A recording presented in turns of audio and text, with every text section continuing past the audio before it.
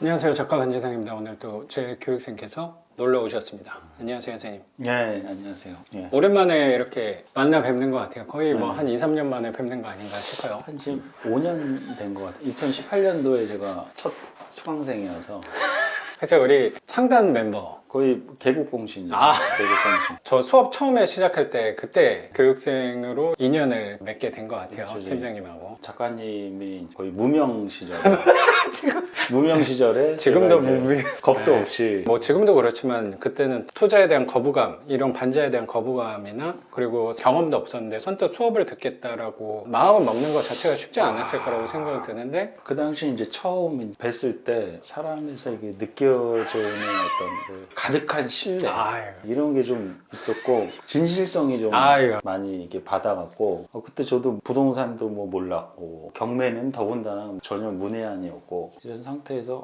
이분이 만났는데 굉장히 디테일하고 짜임새 있게 이렇게 설명을 해주시는 걸 보고 내가 배우면은 그래도 나한테 큰 도움이 되고 현재 직장 생활은 하지만 퇴직 후의 삶까지도 좀 봤을 때는 그때의 선택 수업을 받기를 굉장히 잘했다. 너무 칭찬을 많이 해주셔서 선생님 덕분에 저도 지금까지 수업을 계속 이어올 수 있지 않았나라는 생각도 되게 들고 생각을 해보면 그때 만나 뵀으니까 제가 용기를 내고 꾸준히 이어올 수 있지 않았을까라고 생각이 들어요. 수업 들어서 우리 처음 만난 게 한 5년 전에 5년 전이죠. 그리고 영상에도 2번, 3번 정도 나오시지 두 않나요? 번인가 세 번, 그 네. 정도 귀신의 집 그때 예전에 제가 이제 그렇죠. 찍었는데 그게 네. 벌써 3년 전인데 귀신의 집이 지금 신속 통합기획으로 발표가 돼서 행복한 나날을 지금 보내고 있습니다. 그래요. 그러면 오랜만에 오신 김에 투자에 관해서도 어떻게 지금까지 하고 계셨나? 5년을 투자를 지속하는 동안 그럼 혹시 실례가 안 되면 거주하는 집 빼고 그 투자 월세 현금 흐름 쪽으로 선생님도 꾸준히 늘려오신 걸로 저도 알고 있는데 그리고 최근에는 한 1, 2년 동안 약간 쉬고 계신다는 생각 왜 쉬고 계셨는지 우선 낙찰 받은 게 총 지금 보유하고 있는 게 투자 물건만? 투자 물건 지금 7개 정도 되고요. 7개? 네, 7개요. 그럼 제가 기억나는 거는 그 귀신의 집이 아마 3호점? 네, 3호점. 그리고 도봉구 창동에 반지 하나 있고요. 거기가 2호점. 1호점이 어디지? 부천이에요, 부천. 그거 네, 옥돌. 부천, 옥돌. 옥돌 빌라인데 그렇게 3개랑 또 구이 그쪽에 구이동에도 하나 있고. 그죠. 그러니까 근데 무리해가지고 갭 투자. 그렇죠. 갭투자인데 지금은 월세로 돌렸습니다. 바꿨어요? 네, 바꿨어요. 그렇구나. 4개랑 남양주 쪽에 1층짜리 빌라하고 그거 세빌라 그거 맞나요? 예, 세빌라요, 세빌라. 한림 로얄 팰리스라고 이름은 괜찮아요. 깨끗한 집? 네, 깨끗한 집이었어요. 그리고 그럼 2개는 뭐예요? 또 하나는 공매로 하나 말씀하셨던 것 같아. 경험 삼아 입찰을 들어갔는데 갑자기 낙찰이 돼갖고 오피스텔 공매 하나 하고 하나는 구리. 구리도 요번에 구역 지정 그럼 아파트가 한 2개 나오는 거네? 계획된 게? 계획된 거는 실질적으로는 3개로 제가 알고 있어요. 창동까지? 창이동은 모아타운, 은평은 신속통합, 구리는 민간 재개발. 요거 3개 해갖고 요거 한 10년 후면은 이 반지하에서 엑시시 가능한 거는 뭐 당연하고 추후에 제가 이제 뭐 실거주 할 때도 골라서 갈 수도 있고. 맞네요. 뭐 아파트가 3개 되면은 하나는 거주하고 2개는 다시 월세 투자로 할 수도 있고 물론 분담금이라든지 이런 게 많이 들긴 했지만 그때까지 제가 이제 돈을 벌면 되니까 한 10년 동안 그리고 또 워낙 월 소득이 높으신 분이어가지고 지금 뭐 현재는 그런데 뭐 곧 이제 몇 년 후에 뭐 퇴직을 하면은 그럼 총 7개 빌라를 갖고 계시는 거고 오피스텔까지 그냥 빌라라고 좀 포함을 하면 총 7개에서 대다수가 월세를 받고 있는 거예요. 그렇지 6개가 월세고 하나만 구이도 월세로 구이도 월세로 돌리고 이제 다 월세긴 하죠. 그러면 총 7개에서 월세를 받고 계시는 거잖아요. 그렇죠. 대기업에 재직하는 팀장님이신데 월세를 7개. 그러면 혹시 실례가 안 되면 7개 월세는 얼마 받으시는지 한번 여쭤봐도 요즘에 계산을 사실 안 했거든요. 이게 지금 좀 해봐요. 월세는 얼마 받는지 여쭤봐도 될까요? 한 250 정도 됩니다. 250. 근데 이자 전. 그러면 총 매출이 250만 원. 월 250 받으시는 거고. 그럼 혹시 이자를 제외하면 이자를 제외하면 요새 조금 금리가 올라서 좀 올라갔고 그리고 좋은 집주인 포지션으로 꾸준히 유지하고 계시잖아요. 한 번 세입자 받으면 월세를 올리지 않는 이게 누가 다주택자를 자꾸 욕을 하는 것인가? 이렇게 좀 착한 임대인도 사실 훨씬 많다고 생각하거든요. 근데 이 언론에서 비춰주는 거는 사고가 나거나 좀 욕심을 부리는 그런 집주인의 이미지가 되게 강하다는 생각이 드는데 팀장님은 한번 들어오면 월세를 올리지 않는다. 5%도 올리지 않는다. 그거는 이분들한테 편안하게 오래 사셔라 그 부분도 있지만 제가 느끼기에는 약간 신경 쓰기가 귀찮다. 맞습니다.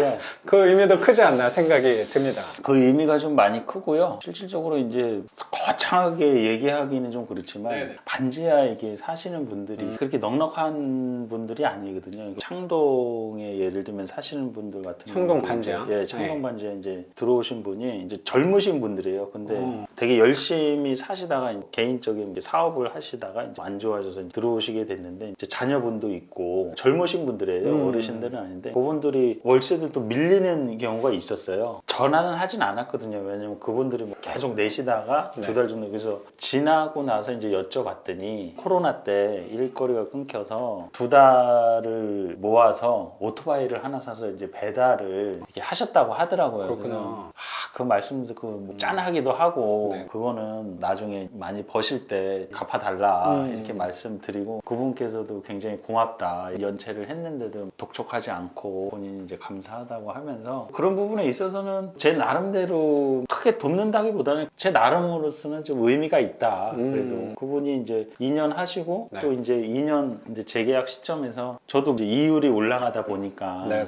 감당이 안 되니까 조금 월세를 올리고는 싶었지만 동결하고 저는 그냥 그나마 직장이라도 다니니까 5만 원 있어도 살고 뭐 없어도 사는데 그분들한테는 또 굉장히 또 그렇죠. 큰 금액으로 생각을 해서 뭐 올리지 않고 재계약하는 방향으로 갔고 어차피 뭐 그분들이 나가게 되면 도배도 해야 되지 또 반지하 같은 경우는 도배하고 장판은 거의 뭐 해야 되니 그 돈도 그렇죠. 100 이상 들어가니까 그럴 바에 이제 오래 사시면서 그분들도 이제 마음 편히 사시면서 저 또한 별도 비용이 안 들어가기 때문에 이제 세이브하는 차원에서 뭐 여러모로 이제 생각을 해서 하니까 오히려 그분들도 더 감사하게 생각을 해서 잦은 고장이라든지 그렇죠. 전화를 안 하세요. 맞아요. 그렇게 따지면은 거기에 뭐 수리 비용이라든지 뭐 이동해야 되는 시간들 뭐 여러 가지 하면은 오히려 월세를 그런 분들한테 올려서 플러스 되는 부분은 없구나 이렇게 지나오니까 이렇게 좀 나름 깨닫고 생각하는 부분이 있더라고요. 맞아요. 월세 밀리는 거에 대해서 걱정하시는 분들이 많은데 저도 선생님 말씀에 되게 공감하는 것 중에 하나가 월세 밀리면 보증금을 다 까먹은 것은 아니기 때문에 생각보다 예민하게 받아들일 필요가 없을 것 같고 또 월세 밀리면 세입자분들이 미안하잖아요. 집주인한테. 그래서 강하게 요구를 못하는 경우가 네, 되게 많은 것 같아요. 그러면 또 이해관계가 잘 맞을 수 있다는 생각도 저는 조금 있어요. 특히 우리가 주업으로 임대업을 하는 거라기보다 팀장님도 회사를 다니시면서 하다 보니까 수리 좀 해달라 하는 요구가 약간은 또 일이 될 수 있으니까. 그게 일이 돼요. 그렇죠. 차라리 덜 하고 월세 뭐 한두 달 그리고 일부러 악질적으로 밀리는 사람도 있겠지만 그분들은 단기간에 어려운 상황이 있으니까 그 정도는 충분히 배려해 줄 수 있는 부분이 아닌가 싶어요. 그래서 이자를 빼면 얼마예요? 이자를 빼면은 70에서 80 정도는 남는 것 같아요. 한 7, 80. 예. 그게 최근에 이자가 올랐는데 팀장님이 월세를 올리지 않아서라고 생각이 좀 들어요. 그렇죠. 7, 80 정도면 직급 올라가는 거에 치면 그렇죠. 한 직급 올라간 수준이죠. 연봉이 뭐 한 1,000만 원 정도 되니까 1년 맞아요. 치면은. 그래도 그게 이제 꾸준히 들어오다 보니까 그래도 많은 도움은 되죠. 팀장님이 지금은 회사를 계시니까 월세 밀리는 거와 오르는 거에 대해서 덜 민감하게 대응을 하신다는 생각도 있고 이렇게 어떻게 보면 세입자한테 인심과 덕을 베푼 부분이라고 생각하거든요. 근데 사실 좋게 얘기해서 그렇지. 그렇죠. 좋게 제가 포장을 조금 하는 거죠. 귀찮아서. 그렇죠. 맞아요. 예. 근데 그 관점을 귀찮은 관점으로 바라보느냐 아니면 귀찮다고 하더라도 10만 원 더 올린다 중요할 수 있는 사람도 있잖아요. 그렇죠. 예민하게 받아들이는 사람도 분명히 있단 말이에요.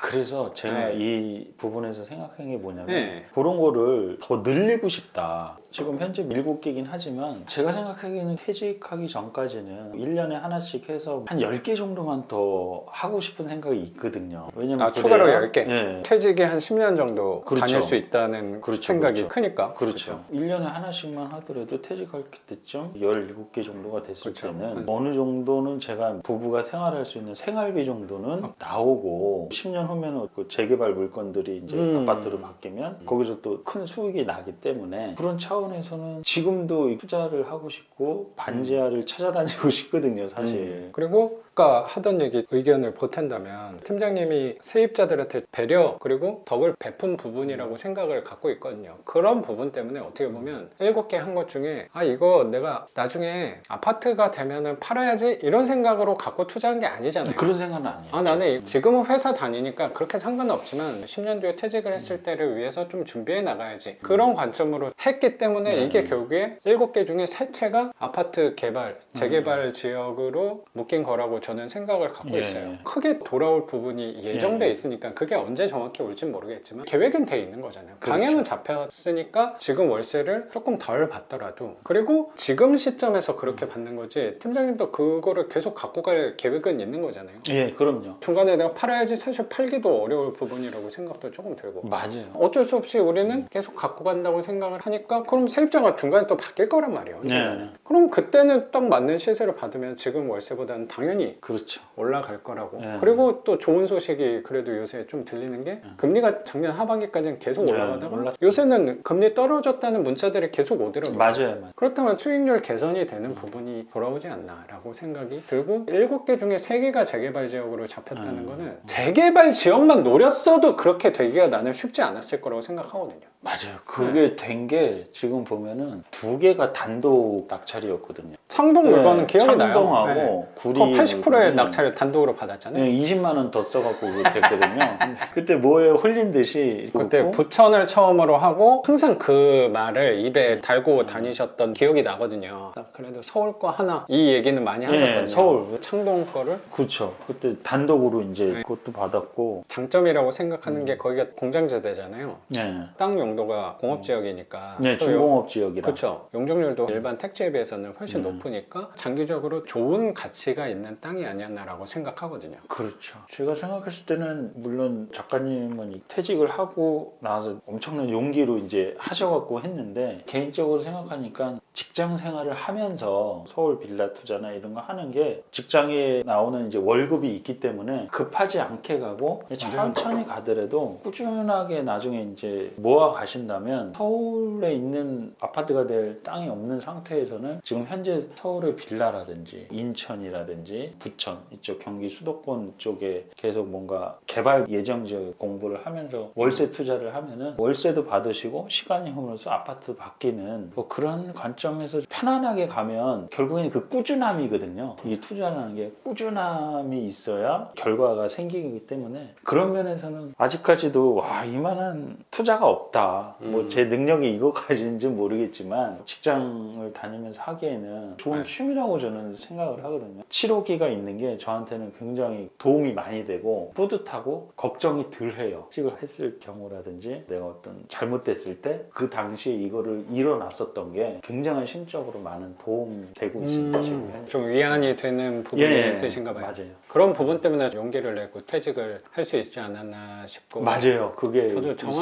있었던 것 같아요. 수치로 생각을 해봤을 때 한 20개 정도 되면은 확실히 지금 갖고 있는 힘이랑 20개 정도 됐을 때 힘은 다를 거라고 생각해요. 네. 근데 팀장님이 회사 생활을 앞으로 10년 정도 생각하고 계시는데 1년에 한 채 정도 그거는 그렇게 어려운 부분은 아니라고 생각하거든요. 한 5년 정도 하셨는데 7개 했는데 그리고 최근에 한 1, 2년 동안은 속도를 낮추셨단 말이에요. 네, 네, 이제 뭐 그런 개인적인 사유가 좀 있으셔서 앞으로 10년 동안 한 채씩만 하더라도 그렇게 어려운 부분이 아니기 때문에 충분히 도달할 수 있는 부분이라고 생각은 들거든요. 처음 투자 시작했을 때는 속도가 제일 빨랐잖아요. 빨랐어요. 쉬는 날도 많으셔가지고 네. 평일을 한 2, 3일 정도씩은 쉬시잖아요. 그래서 그 쉬는 3일은 맨날 법원에 가셨던 걸로 제가 기억이 나거든요. 예, 예. 근데 분명히 그 동력은 약간 떨어졌다. 떨어졌죠. 라는 생각 예. 때문에 그 동력만 다시 찾는다면 그때 정도의 절반만 하더라도 1년에 한 채 받는 거는 그렇게 어려운 일은 아니라고 맞습니다. 생각이 좀 들고 그러면 1년, 2년 정도는 투자를 저의 기준에서는 좀 쉬고 계셨다라는 생각이 드는데 그때 동안 왜 외도를 하셨는지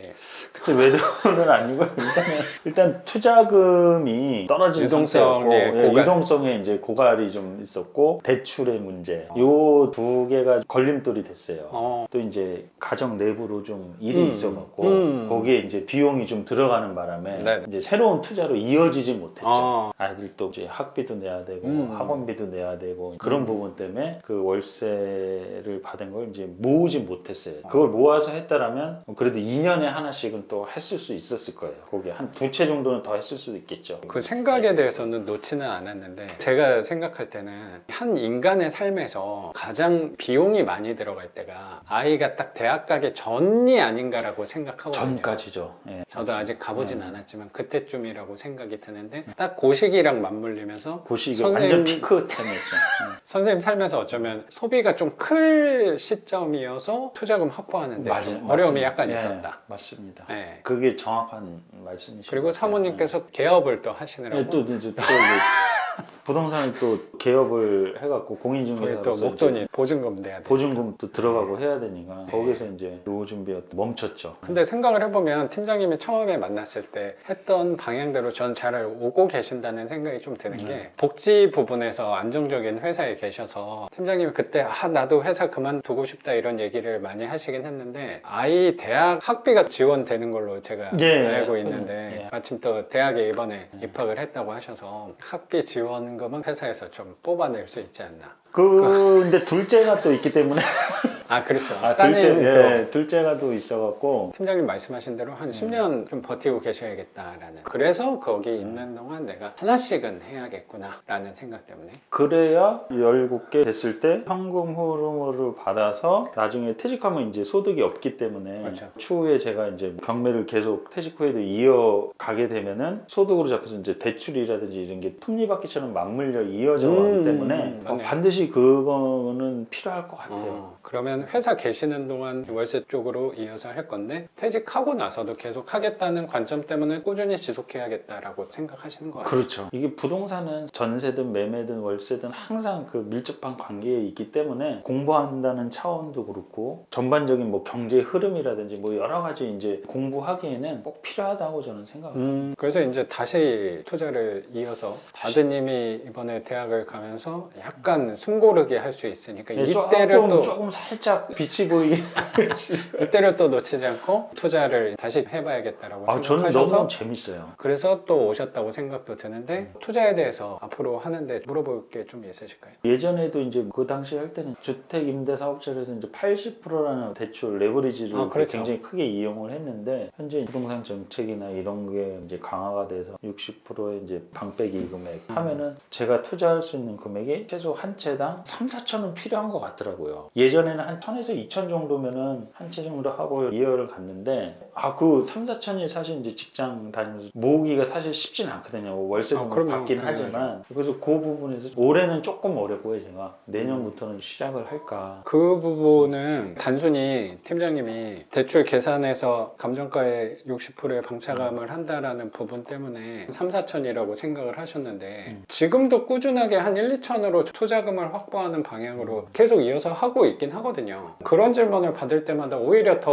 의아스러운 것 같아요. 분명히 팀장님이 할 수 있는 물건은 옛날보다는 더 적어진 건 맞아요. 아까 말씀하셨듯이 방창카드라는 부분을 다 썼기 때문에 그리고 소득 대비 부채가 이제 많이 높아졌기 때문에 소득이 높다고 하시더라도 DSR 비율이 조금 안 나오기 때문에 사업자 대출로 가셔야 되는 부분에 제약이 생겼어요. 근데 팀장님이 할 때랑 지금이랑 또 다른 거는 뭐냐고 생각하냐면 어쩌면 방차감 금액이 더 커져서 대출에서 불리한 거는 분명히 맞는데 감정가는 조금 더 올라가서 감정가 뻥튀기 된 물건들이 꽤 있어요. 그러니까 할 수 있는 물건 전보다 적긴 해요. 덩치가 작은 물건은 이제 할 수가 없어요. 근데 덩치가 큰 물건에서 그리고 지역적으로는 서울에서는 오히려 불편하다고 생각하고 경기도에서 외곽 쪽 팀장님 동네에서 조금 더 떨어진 동네 있잖아요. 남양주라든가 경기 외곽 쪽을 보신다면 3, 4천만 원이 아니고 1, 2천만 원으로 할 수 있는 물건도 저는 꽤 있다고 생각은 들어요. 어떤 생각이 조금 드냐면 이건 좀 팀장님한테 신뢰스러운 얘기 아니면 좀 조심스러운 얘기일 수도 있는데 솔직히 어떤 느낌도 조금 받았냐면 내가 하지 않아야 된다는 명분도 찾으셨다는 생각도 조금 있어요. 그게 무리할 필요는 당연히 없는데 무리하고 싶지 않아 라는 생각도 전 조금 느껴지긴 했거든요. 왜냐면 아이한테 고정비가 이만큼 들어가니까 내가 여기서 또 그리고 그렇죠. 내 아내도 이거 사업을 한다고 하니까 목돈이 또 들어가네. 나까지 여기서 투자를 하는 거는 찾아보면 방향이 있을 수도 있는데 맞아요. 제 생각에는 네. 거기서 더 찾거나 사실 그때는 저한테 그렇게 많이 투자에 관해서는 물어보신 거는 조금 덜 했다고 생각도 들어서 그러면 지금 상황이 안 되니까 그럼 아이 학교 가고 아내도 사업이 안정권에 들어오면 그때 해야 되는 거를 찾은 건 아닐까라고 맞아요. 생각도 들어요. 네. 근데 그게 뭐 잘했냐 잘못했냐의 의미는 아닌 것 그렇죠. 같아요. 그렇죠. 무리를 나는 할 필요 없다고 생각하고 저도 그렇고 팀장님도 그렇고 우리 성향 자체가 약간 겁이 많은 겁이 사람. 많기 때문에 저도 무리하는 네. 거는 싫거든요. 그럼 그 명분을 취해서 가는 게. 근데 제 입장에서는 명확히 말씀드려야 될 것 같은 게 3, 4천은 저도 안 할 거예요. 그렇게 드는 거는. 권장도 하지도 않을 거고요. 소액으로 1, 2천 갖고 할 수 있는 거는 저는 분명히 있다고 생각해요. 알겠습니다. 계속 하고 싶고 저한테 또 맞고 꾸준하게 하다 보면 성과가 나는 것 같아요. 네. 쭉 이어지다가 지금 멈추긴 했지만 멈췄더라도 꾸준하게 이어가면 반드시 그 성과는 나오기 마련이거든요. 작가님의 그 당시에도 어떤 꾸준함 그걸 보고 이제 신뢰가 많이 가서 강의도 받고 지금 현재까지 좋은 결실도 얻었고 이걸 이제 계속 이어가는 게 중요하다. 저도 뭐 다른 뭐 상가도 공부하고 뭐 건축도 공부하고 뭐 여러 가지는 했는데 그거는 제 역량에서는 안 되더라고요. 공부를 좀 많이 했죠. 상가 뭐 경매라든지 아니면 공매라든지 건축에 대한 뭐 수업도 많이 듣고 요걸 계기로 해서 뭐 많이 듣고 뭐 했지만 저의 깜냥 안 되더라고요. 그래서 저한테는 맞는 거는 이제 주택 임대를 해서 월세 소득해서 이제 현금 흐름을 하는 게 저한테는 맞다 이렇게 결론을 내리고 꾸준히 이어나갈 수 있게 그렇게 할 계획입니다. 저는. 팀장님이 정확하게 말씀을 해주신 것 같은 게 제 뒤를 한번 돌아보면 제 나름대로 성과가 나올 수 있었던 부분은 꾸준히 오래 네, 지속했기 맞아요. 때문이라고 생각하고 팀장님도 개발되는 사례가 낡은 빌라가 아파트가 되는 게 3개나 되는 거를 말씀하셨는데 저도 개발 지정이 된 사례를 이렇게 봤을 때 그거를 내가 이거를 의도하고 공략하고 했다기보다 그냥 단순히 이거를 꾸준히 오래 지속하고 갖고 있었기 때문이라고 저도 생각이 들고 사람들은 출구에 대한 엑시트에 대한 생각을 굉장히 많이 하고 접근을 하려고 노력을 하는데 그게 저는 오히려 장벽이 아닌가라고 생각이 되게 드는 것 같아요. 그거는 자연스럽게 출구가 만들어진다고 생각이 더 드는 것 같아요. 그거를 구체적으로 이거는 얼마에 사서 얼마에 팔아야지 그렇게 생각하는 순간 저는 투자하는데 함정에 빠진다는 생각까지도 조금 드는 것 같아요. 출구를 생각하는 것 자체가 걸림돌이 되는 것 같고 선생님도 그렇고 저도 그렇고 출구를 생각하지 않았다는 것 때문에 출구가 또 새롭게 열린다는 생각이 저는 되게 많이 드는 것 같아요. 근데 그거를 지속하는 방법 중에 하나가 꾸준히 오래 갖고 가는 게 아닌가라고 생각이 들고 그래서 잠깐 멈춰 계셨지만 또 다시 한다는 것 저는 그게 되게 중요하다고 생각하거든요. 그렇게 다시 돌아오는 사람은 많지 않기 때문에 제가 감히 팀장님을 판단할 건 아니지만 그래도 잘하고 계시는구나 라는 생각이 드는 것 같습니다. 고맙습니다. 제가 감사합니다. 그러면 팀장님 월세도 공개해 주시고 투자에 대한 소신, 관점까지 같이 우리 구독자분들하고 공유해 주신 거 감사하게 생각합니다. 감사합니다. 다음에 만나는 거는 팀장님의 8번째 물건에서 될 수 있는 걸로 하고 오늘 영상은 여기서 마치는 걸로 하고 저는 내일 영상으로 다시 찾아뵙도록 하겠습니다. 작가 반지상이었습니다. 감사합니다. 감사합니다. 고맙습니다. 또 자연스럽게 되네요 이게 또. 저번에 할 땐 좀 떨긴 떨었는데 제가